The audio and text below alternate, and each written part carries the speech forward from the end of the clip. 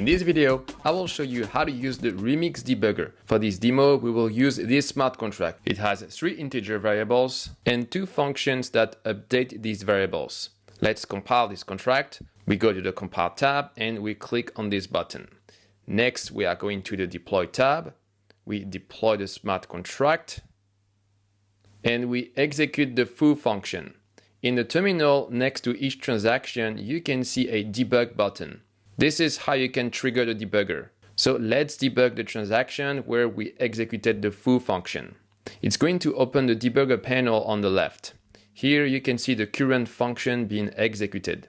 And here you can see the opcode being executed.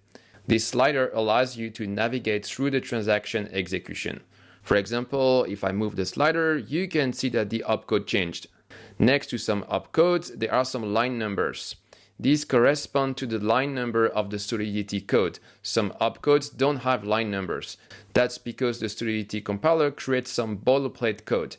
This is related to the internal of the EVM, and we are not going to delve into this topic, but just be aware that when you are debugging, most likely you will be interested in the opcodes with line numbers next to them.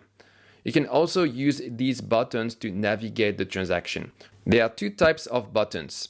The step into buttons that step into inner functions, if you happen to call one, and the step over buttons that will skip over function calls and will only stay in the current function.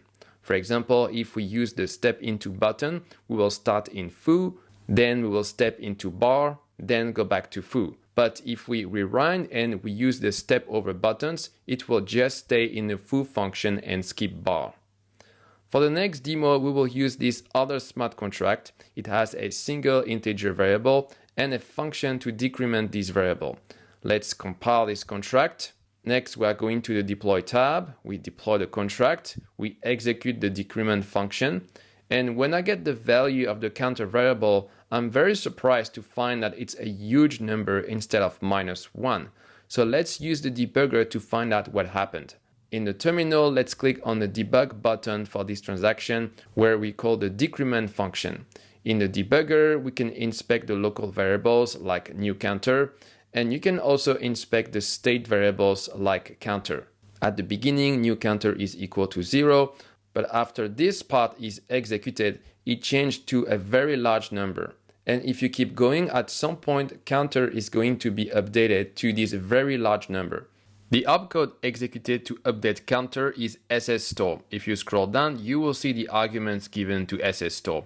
This is the stack where ssstore will take its argument from. The first stack slot tells ssstore which storage slot to update. Counter is the first variable of the contract, so its storage slot is 0. The next stack slot tells ssstore which value to set this storage slot to. And here you can see that this is a very large value.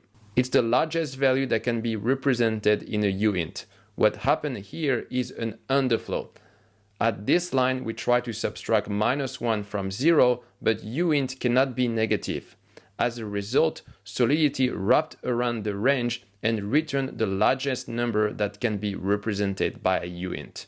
For the last demo, I will demonstrate breakpoints. Breakpoints allow you to directly go to a specific point in the execution.